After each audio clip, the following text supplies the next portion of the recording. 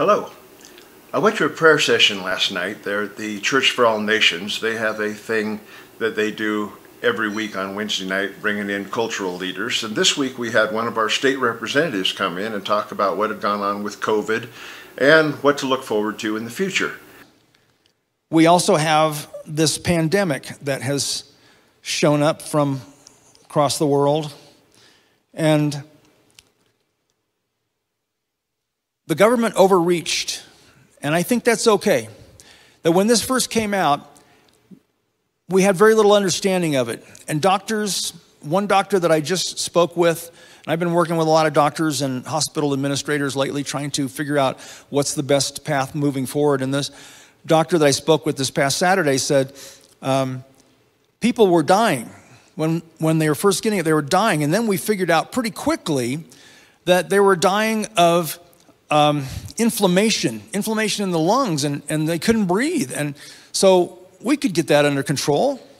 So little by little, we started applying to fix the symptoms, giving them pharmaceuticals to fix the symptoms, and people stopped dying. They just weren't dying anymore. It says, and now we've advanced to where there's a vaccine on the way, multiple, I guess, and a lot of treatments. And do you remember the goal for locking down our economy, locking everything down? Remember the original goal? Flatten the curve.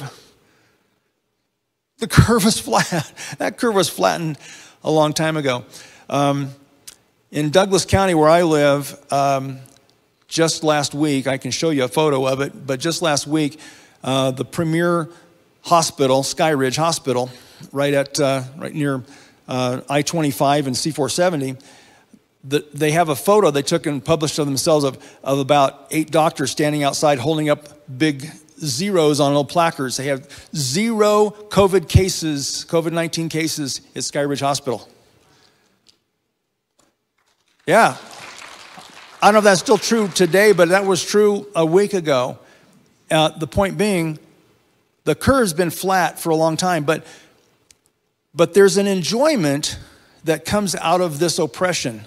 So the state legislature, and I'm blaming Dave for this, just kidding, a long time ago, but it's some time ago, and I don't even know when, the governor was given the authority to declare an emergency order, and it was for things like we have a big flood, or how about the huge fire here a couple years ago, just to the west of here, and you need this emergency authority to chase people out, chase them away from the danger. There's fires coming. You got to get out of your house. I know you want to hold on to that house, but we got to get you out. To give authority for emergency situations, including a pandemic, then the state legislature from years back gave the governor the authority to declare an emergency order and have these enormous powers to control things, control businesses and so on, and it was intended to be a 30-day period. And then, this is what's in statute, in the state law, 30-day period with the option of extending for one more 30-day period if things are not under control. Now, remember, this is for an emergency. The first word is emergency order. So Governor Polis has extended that emergency order 6, 7 times. That is not in keeping with the original intent of that statute that gives him that order. Now we know just how powerful that position is. Let's be more careful next time in choosing who's going to have that position. I found this somewhat disturbing in the sense that our governor, Governor Polis, under the Colorado Constitution, could declare a state of emergency. It was fully within the constitutional rights that he has under the Constitution of Colorado. However, it only gave him power to enact that for 1 month. And then he could extend it for 2 months. Now, 6 months later, we are still under, not lockdown, but we're still having to mandate that we wear a mask. We still have businesses that are doing social distancing. And so, in the meantime, we realize that the World Health Organization says, hey, social distancing is really kind of damaging to society and to people in general due to the levels of stress and isolation they suffer, and that, gee, maybe masks don't do what they're supposed to. You know, it's kind of like having a chain link fence trying to keep mosquitoes out of your yard. It just doesn't really work. And yet, we still have governors and states that have these mandates on the books and are still requiring the citizens of the United States and within their state borders to follow these mandates that have been declared by the governors. So the problem here is the fact that we don't know what the future is going to look like even after the election.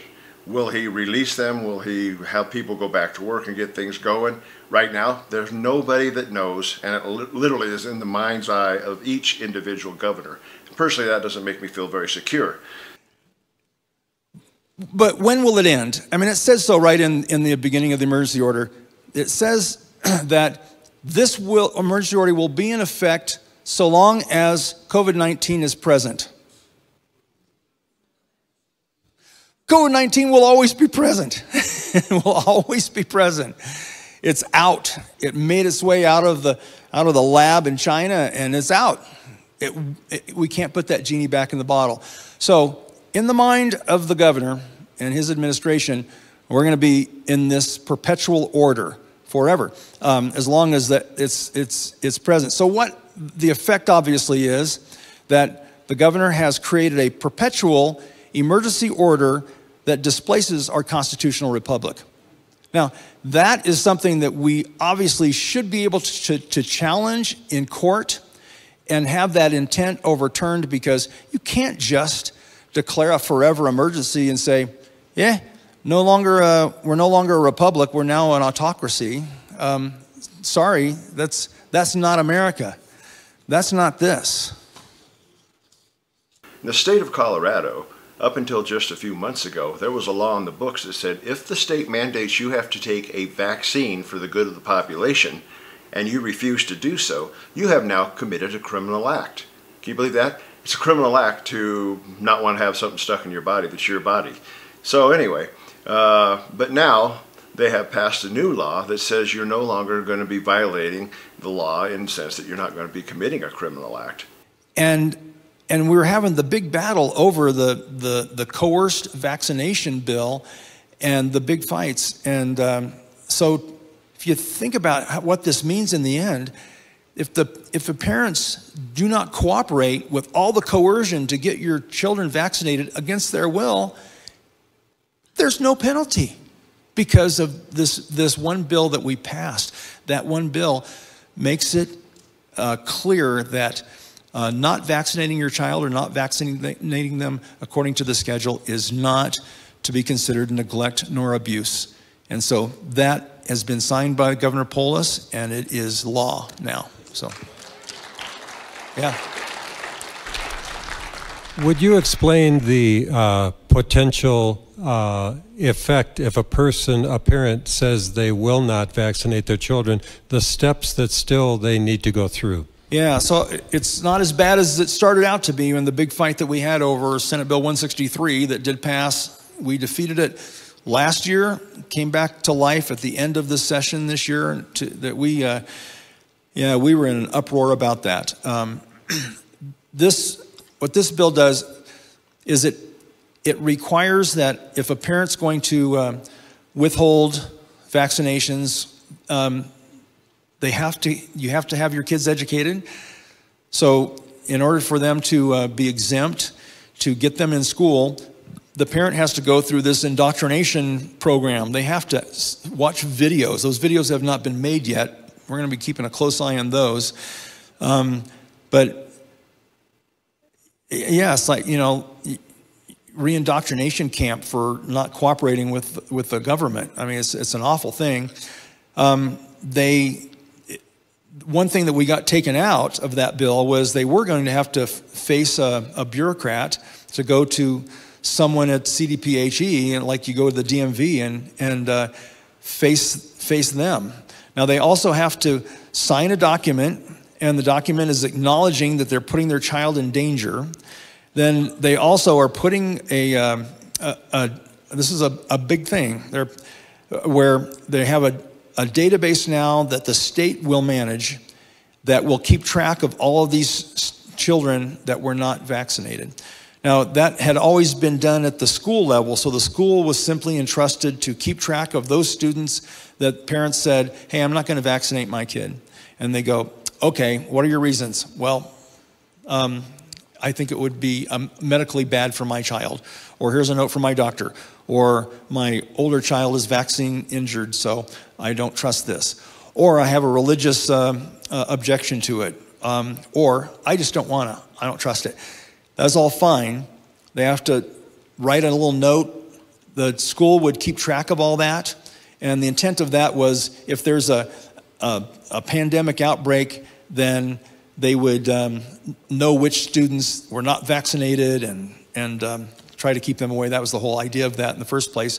But now the state is going to track those and have that record on those kids forever. So, you can just imagine what they're going to do with that data. But in the question and answer section last night, my wife asked the representative, what is the verdict on the vaccine in Colorado? In other words, are we going to have to mandatorily take the vaccine, or do we have the right to refuse the vaccine here in this state? In regards to choosing not to vaccinate, then, what implications do you see, if any, if they attempt to mandate a COVID vaccine? you'll have the biggest uproar in the world. You will. And in reality, the vaccination requirements apply to adults as well. They're just not enforced. It's just not an enforced thing. So, but this is a liberty issue, and the implications would be it would just be the huge uproar of people. And I think if they were to attempt it, they would be really behind the curve, because people are starting to realize now just what Dave was talking about, how we have a natural immunity system, and there are so many medical experts that are coming to realizations that, we're doing things wrong. Look at how low the numbers are, and look at the people who are really affected, who are actually dying from this, are in these high-risk categories. We don't shut down everybody else. In fact, CDC, the World Health Organization is now saying, the shutdown, probably not a good idea. That house of cards is starting to collapse. And this doctor that I have mentioned a couple times already, I talked to last week, said he's a convert. He works at Sky Ridge Hospital in Douglas County. And he says, I'm convinced now, quoting him, he says, if we simply protected those in high-risk categories and everybody else just went about their normal business, we would have herd immunity in 6 weeks. 6 weeks. So that's not from my expertise, because I don't have any. That's from him. That's kind of where we stand right now. I appreciate you joining me. And should I get an update on this or any new news, I will put it in the next edition. Thank you.